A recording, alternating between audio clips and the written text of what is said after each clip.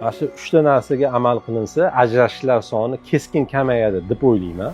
Birinchisi, oilani muqaddas deb bilish.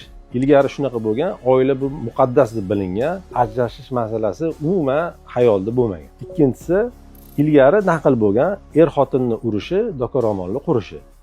Doka-ro'mol tez quriydi. Shuning uchun er-xotin urushaveradi ham, yarashaveradi ham degan ma'noda bu ishlaydi. Uchinchisi, qizni uzatayotganda, qizim o'sha yerda borib qotgin, 10 yil sabr qilasan, o'shandan keyin yaxshi bo'ladi deb uzatish. Ana o'shanda mana shu 3 ta narsaga amal qilinadigan bo'lsa, menimcha ajrashishlar soni juda keskin kamayadi.